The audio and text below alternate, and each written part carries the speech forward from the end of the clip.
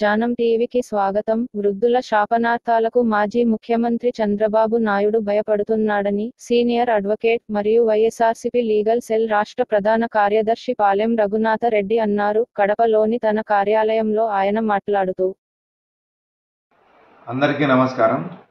నిన్న చంద్రబాబు నాయుడు గారు press meet పెట్టి 1వ తేదీ మార్నింగే విలేజ్ సెక్రటరీ ద్వారా ఖచ్చితంగా పెన్షన్స్ అందరికీ డిస్ట్రిబ్యూట్ చేయాలని చెప్పేసి దబాయించి ఆర్డర్ వేస్తూ ఉన్నారు. ఆయన ఏ అధికారంతో ఆర్డర్ ఇస్తున్నారో అర్థం కావడం లేదు. 2014 నుంచి 19 మధ్యలో ఇదే ఎంపీపీపీ విలేజ్ సెక్రటరీ ద్వారా పెన్షన్స్ డిస్ట్రిబ్యూట్ చేసేవాళ్ళు. ఆ రోజుల్లో 3వ తారీఖు నుంచి 5-6 తారీఖుల వరకు ఒక్కసారి మాత్రమే విలేజ్ సెక్రటరీ విలేజ్ పంచాయతీ ఆఫీస్కి వచ్చి అక్కడికి అందరినీ రమ్మని చెప్పేసి పెన్షన్స్ ఇచ్చేవారు.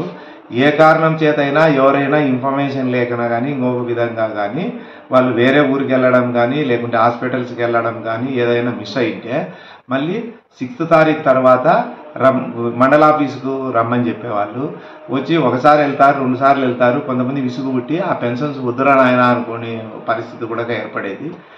ఈ పరిస్థితి నుంచి అధిగమించడానికి జగన్మోహన్ రెడ్డి గారు అధికారం చేపట్టిన మరుసటి రోజు నుంచే వాలంటరీ వ్యవస్థను తీసుకొచ్చారు. వాలంటరీ వ్యవస్థ ఎలాంటిదంటే ఒక 50 ఇండ్ల మధ్యలోనే ఒక పర్సన్ను సెలెక్ట్ చేసి ఎవరైనా కానీ ఎడ్యుకేటెడ్ అన్ఎంప్లాయిడ్ పర్సన్ను చేసి వాళ్ళకు, ఎందుకంటే ఆ 50 ఇండ్లకు అవగాహన ఉంటుంది, ఎవరు ఏ ఇంట్లో ఉంటారు, ఏ టైంలో ఉంటారు అనేది. కానీ 1వ తేదీ మార్నింగే మధ్యాహ్నం లోపలనే అందరికీ పెన్షన్స్ డిస్ట్రిబ్యూట్ చేయడం జరుగుతుంది.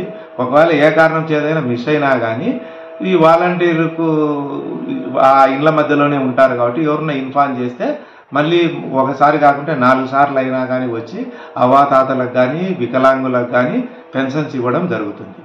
ఈ సిస్టాన్ని చూసి ఓర్వలేక జగన్మోహన్ రెడ్డి గారికి వచ్చే పాజిటివ్నెస్ను ఓర్వలేక నిమ్మగడ్డ ప్రసాద్ గారితో ఆయన కోర్టుకు వేయించి వాలంటరీ వ్యవస్థను టెంపరీగా సస్పెండ్ చేయించి వాళ్ళ మీద లేనిపోని అబాండాలు వేసి చేశారు. ఇదంతా బాగానే ఉంది. లాస్ట్ మంత్ ఆ సిస్టమ్ కొలాప్స్ కావడం వల్ల అవ్వాతాతలకు పెన్షన్ ఇవ్వడానికి అతి కష్టం మీద 1వ తారీఖు, 2వ తారీఖు, 3వ తారీఖు ఇవ్వడం జరిగింది. అంతకు తప్ప ఎక్కువ ఇబ్బంది కావడం జరగడం లేదు.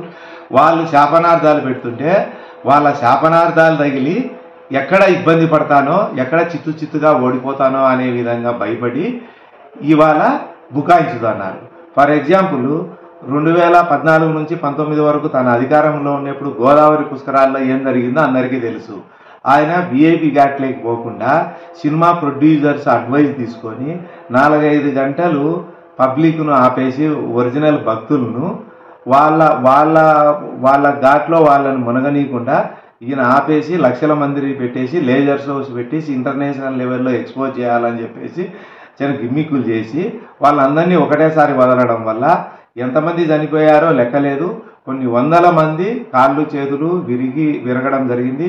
కొన్ని వేల మంది కాళ్ళు చేతుల కింద నలుగదొక్కపడడం జరిగింది.